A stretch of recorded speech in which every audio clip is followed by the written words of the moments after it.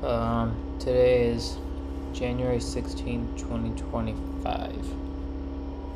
Okay, first thing I want to talk about today was random cringe.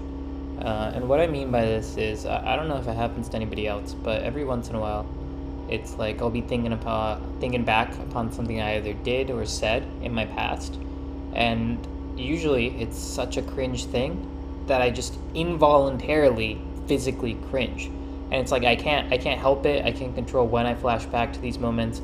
All I know is in that moment I was just such a weirdo, and it's like I think back upon it, I cringe, and sometimes I even let out like a shout, shout some choice words, and it's just like this tick, sort of like physical, sort of like emotional Tourette's, I guess. But yeah, random cringe, and I'm not someone who actually sits there and cringes when other people do weird things. But my cringe comes across from my own actions, number one, and when I'm watching movies. When movies get really weird and like icky and super lovey-dovey, or there's like some really emotional scene, I just cannot help but like feeling weird and feeling cringe and feeling the need to either skip it or look away. And this definitely probably has something to do with like my emotionally stunted nature. But yeah, it's something that I've tried to get over, but I haven't. But the caveat here is that when I go watch a movie in the theater, because you can't go anywhere since you paid for your movie and you don't want to waste your money, you're like forced to sit through it. And so in theater, it's like I still feel the cringe, but I'm able to stop myself from viscerally reacting.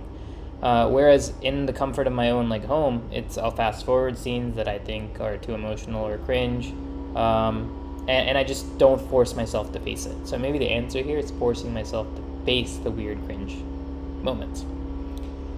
Second topic on my mind is foreign music. So my music taste in general is like a bit whack. I don't listen to modern music. Taylor Swift is my number one enemy. Not number one enemy, but I just don't like her that much. She's okay. I just don't like her new stuff that much. I'm not obsessed with her. And in general, I don't listen to modern hip hop because it's like a bunch of mumble rappers with little no skill, and every one of them has the name fucking Lil something, and I think that's really cringe. So I don't listen to mumble rappers. Regular rappers like Kendrick, Drake, cool, but like that sort of music is also not what I listen to. My preference actually is like 80s, 90s rock, specifically grunge. Like Nirvana is the poster child for grunge. Pearl Jam's very famous, but I have like a real hard-on for Alice in Chains. Like I love Alice in Chains' sound, like the heavy sludge guitar, the anguished vocals of Wayne Staley. Yeah, and so that's the type of English music that I like. But recently, what I found when going to the gym is that foreign music is actually such a vibe.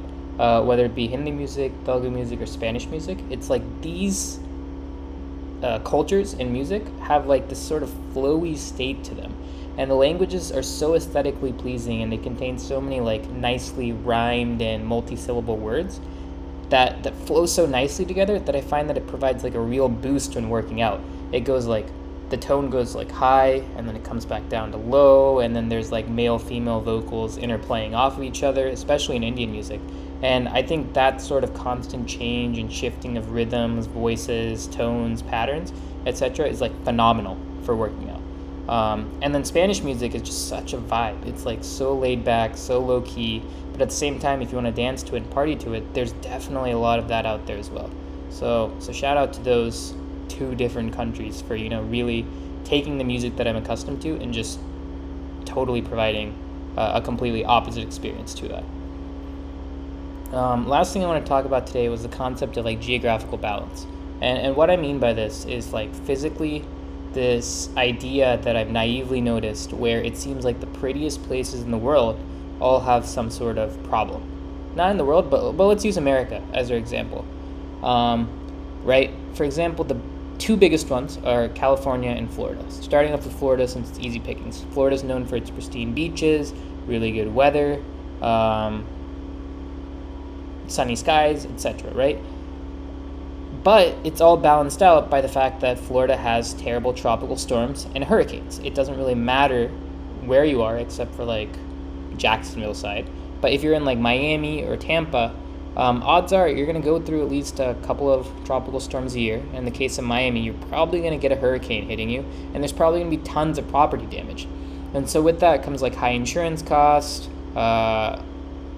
basically just high insurance cost. So it's like, yeah, you get all this weather, but then you're literally living in a danger zone that's also sinking. Miami's literally sinking. And the second example here is California.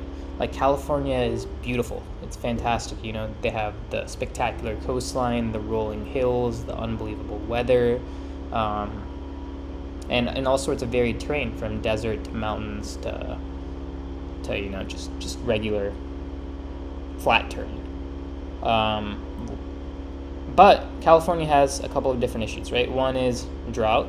The second is mudslides. The third is it's on fault lines. And the fourth is, as we see right now, raging fires.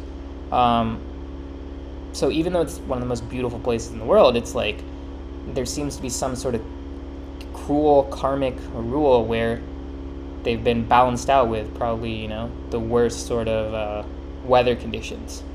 And the final example I have is Seattle. Like, Seattle is spectacular, you know, water on both sides. Or the PNW, to be broader. It's like there's water everywhere, there's mountains, there's rocky, jagged coastline, spectacular skiing, spectacular, like, running, biking, evergreen alpine trees. But then, in a cruel twist of fate, you know, it has shit weather for 8 months of the year, so you can't even enjoy it. So yeah, let me, like, if anybody is watching this, let me know if there's other areas of, like, geographical balance, or if there's any one place in the world that you feel like has it all. But yeah, that's it for today.